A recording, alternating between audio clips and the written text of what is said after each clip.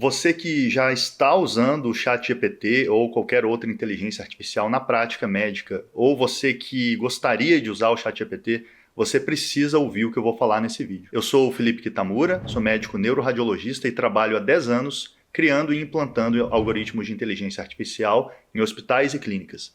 E o meu objetivo nesse canal é te ajudar a dominar a inteligência artificial de forma que você se torne um médico ainda melhor. Se você nunca usou o ChatGPT ou o Gemini da Google ou o Claude da Anthropic ou qualquer outra ferramenta, eu te recomendo testar porque é uma experiência absurda. É a primeira vez que eu testei essas ferramentas, alguns anos atrás, eu fiquei extremamente impressionado e para mim é muito claro como que isso pode ajudar a gente na prática médica. Mas eu acho que existem alguns cuidados que todo médico precisa saber antes de começar a usar essas ferramentas de forma rotineira na prática clínica.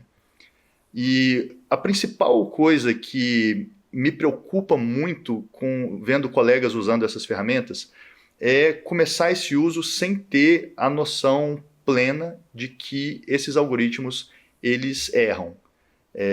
Isso pode parecer óbvio para você que já usa o ChatGPT há algum tempo, mas fica comigo, não fecha esse vídeo ainda, porque a mensagem que eu quero deixar aqui não é essa de que o algoritmo erra, isso todo mundo sabe, né? Mas a gente sabe que ele acerta muito também, inclusive casos super difíceis.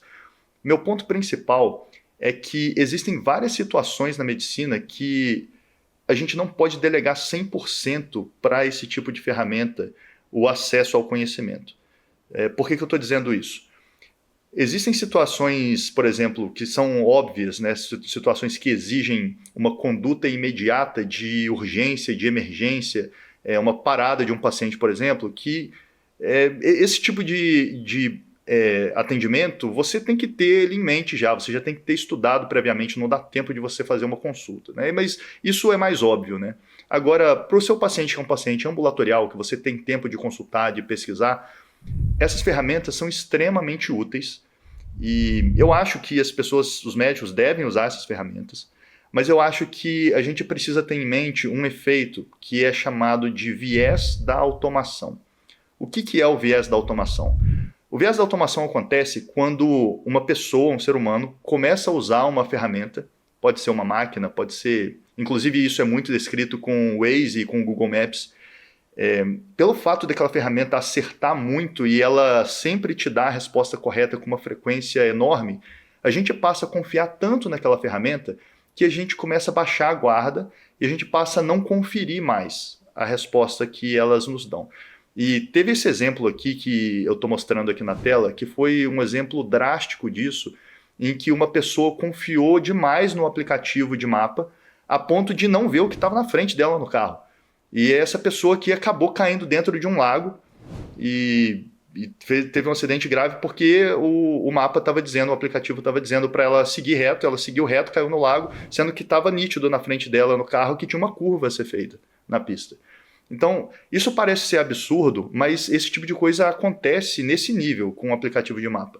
Então, imagina qual a chance disso acontecer com a gente na medicina também. Você está com uma dúvida de uma conduta de um caso, aí você pergunta ali rápido no ChatGPT, ele te responde, você acredita, e na verdade aquela não era a melhor conduta para aquele caso específico. Então, eu só queria trazer esse alerta. Eu acho que a gente deve usar essas ferramentas, mas sempre tomando cuidado de pedir referências, e não só olhar se ele deu a referência, mas de fato clicar na referência e olhar na referência se a referência de fato fala aquilo, né? Porque esse é outro tipo de erro que já aconteceu no passado e eu vi que ele foi corrigido, nunca mais vi esse tipo de erro, mas falando especificamente do ChatGPT, né? E outra possibilidade é usar ferramentas que foram desenhadas especificamente para a medicina, como o Open Evidence, que é essa ferramenta que eu estou mostrando aqui na tela, que nada mais é do que o mesmo tipo de inteligência artificial do ChatGPT, só que é uma inteligência artificial que consulta uma base de dados mais selecionada, de artigos científicos, de livros, texto, que já são livros consolidados na medicina, e inclusive eles têm uma parceria com o New England Journal of Medicine, que é uma das revistas mais respeitadas. Então fica aqui a dica para, sempre que vocês precisarem, dá para usar o ChatGPT e outras ferramentas, desde que a gente peça a referência e faça a conferência, né? E dá para usar também ferramentas como o Open Evidence, certamente existem outras. Inclusive, se vocês conhecem ferramentas que vocês acharam melhores, deixa aqui no comentário, porque eu acho que é um conhecimento de utilidade pública para a saúde do nosso país. Outra coisa que vale sempre lembrar é que nós médicos somos os responsáveis pela nossa conduta, independente de como a gente chegou à conclusão de que aquela é a melhor conduta. E a inteligência artificial é só uma ferramenta a mais nesse nosso repertório para a gente poder oferecer o melhor para os nossos pacientes. Então, sempre lembrem isso, né, do ponto de vista, inclusive, de responsabilidade legal, né? Nós somos os donos do carimbo. A inteligência artificial nunca pode ser responsabilizada por nada, até porque ela é só uma ferramenta. Se você se interessa por esse tipo de conteúdo sobre inteligência artificial na medicina, eu te convido a assistir esse outro vídeo aqui.